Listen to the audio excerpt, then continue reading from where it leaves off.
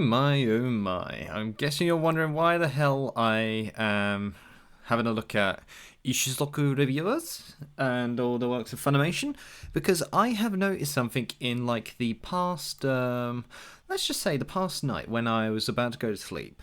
A few of my subscribers let me know that there was something going on with ISHUZOKU reviewers. It was suddenly getting to the top of my anime list, and right now it is ranked second.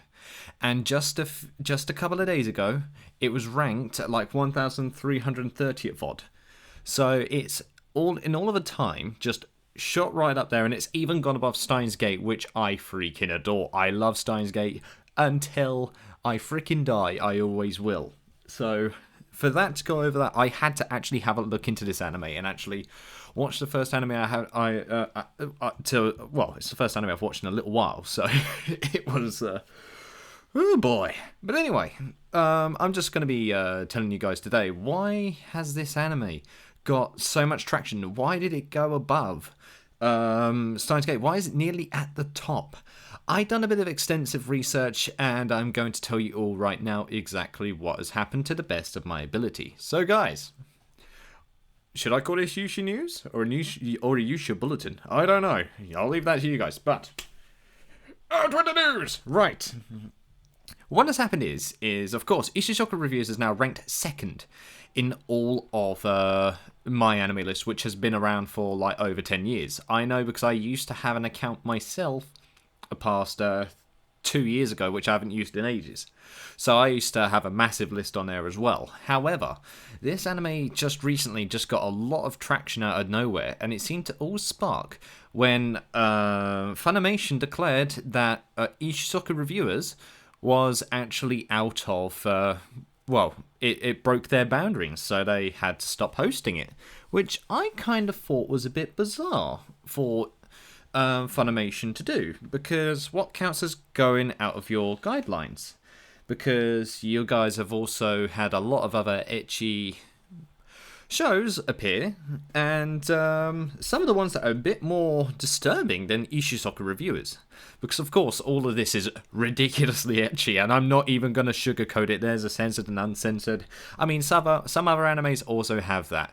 But the way that I always see this is to look at it mutually. It has its rating. You're going to be 18 to watch it. Simple as. Either way, censored or uncensored. So that's one thing that I'm confused about, is because they've already confirmed the rating. I also checked out the manga myself. I had a look at the Japanese ones that came out here in Japan, and do you know what?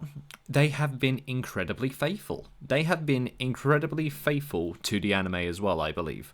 They've kept it all the same, they kept the characters the same, and all the experiences, which I appreciate a lot. I know there's going to be a lot of people who think, oh god, this is just adult content, or something like that.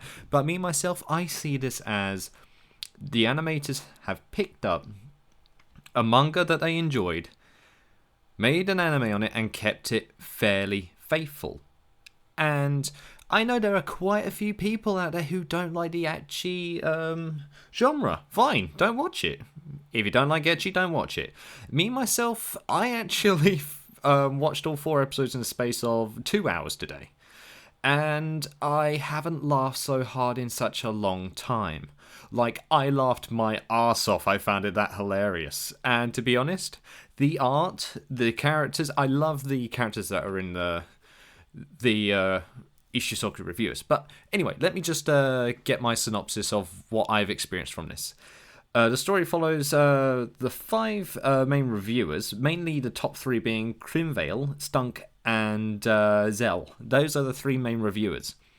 Stunk and Zell are people who argued about what they liked as a fetish, and it started off with an elf girl as well as an elderly human lady. In this case, it was a lady that was over her 50s, which Zell was into, and Stunk was into an elf that was over the age of 500. Or 300, sorry, 300. So they then started comparing their opinions, and then started writing it in the tavern that they visit, where Maidri is also a maid there. So The moment that they went in there and tried to sort out who had the best opinion, all of the other guys went for Zell in thinking the 50-year-old lady was hotter than the 300-year-old elf. And then led on to them thinking maybe we should actually review all these different species in this world. They have actually created an actually half-decent world with the silly idea that this is, but I honestly love it. There's even the slight political base, there's lovable characters, and also there's also actual character depth to Stunk and Zell.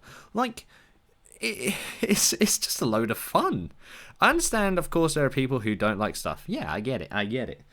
But the main gist is they then start going to different brothels in order to judge them by giving their own review as well as their own scores. Now, the reason that they actually have these brothels in these worlds is only if they have a slight partial hint of succubi blood in their systems. That is the only way that it can be legal in this world, is if they have any slight percentage of succubi blood, then they are legally allowed to work in the brothels.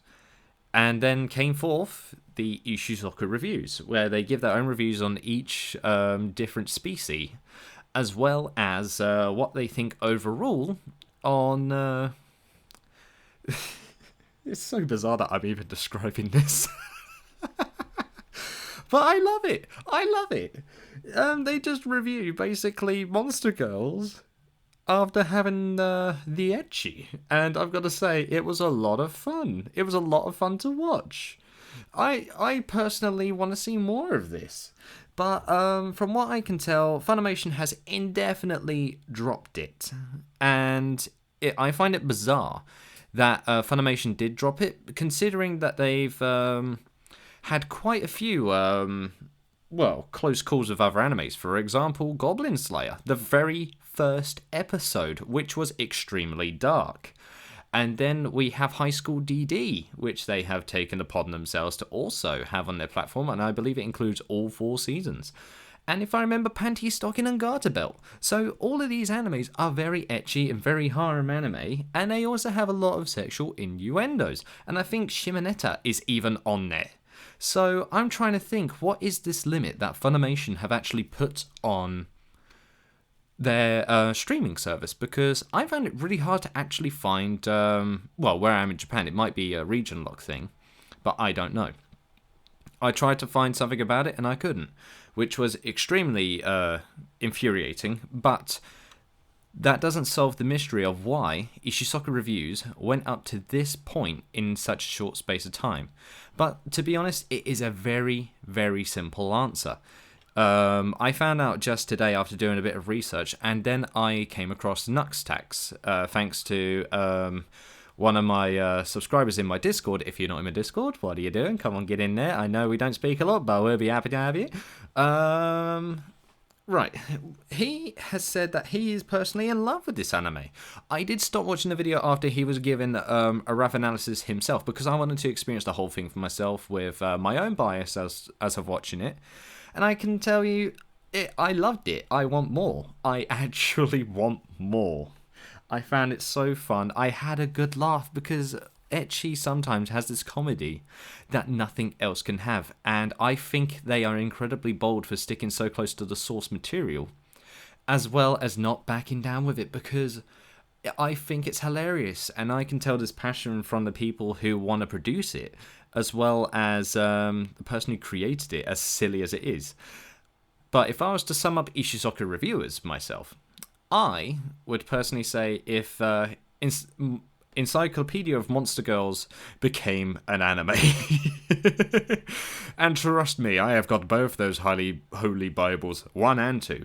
But Nuxtax actually said in the video, since Funimation removed it from their streaming platform, let's get ISHUZOKU reviewers as close to 10 out of 10 as possible.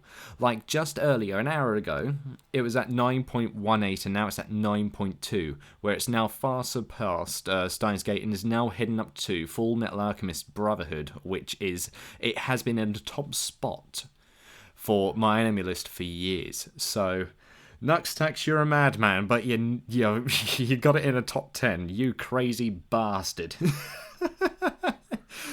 But overall, I would say, if you like ecchi, and you like a bit of comedy, and you have a bit of time to blow here and there, this is a load of fun. And also, another streaming platform is actually going to be taking up ISHUZOKU reviewers as well, and that is going to be Anime Lab.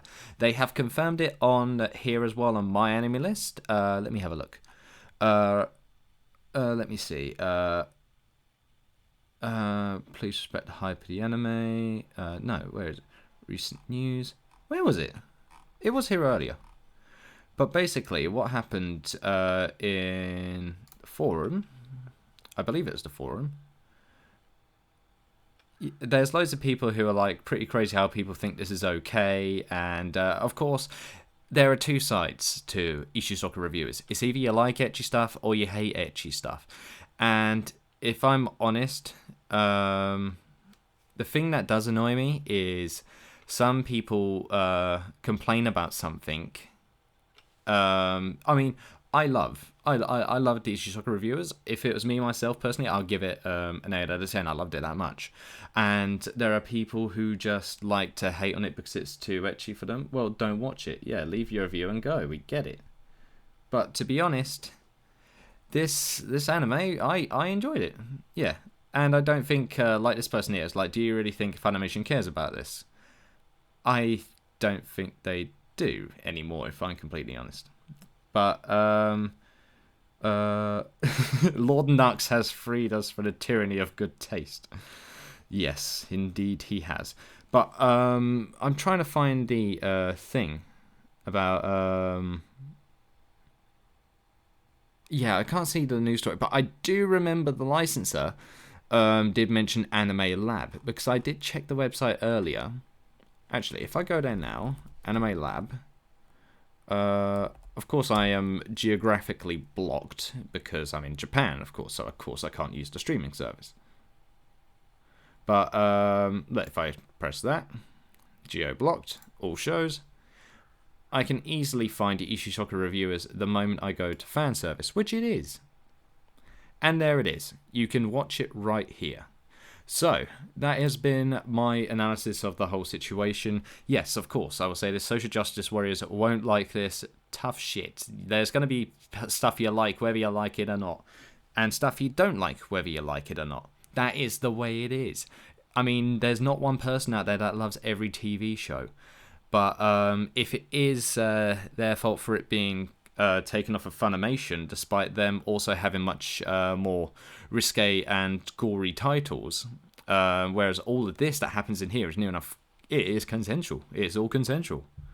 And also, they're just drawings. They are not real. And I use that argument, and I don't think any anime should really be banned for that.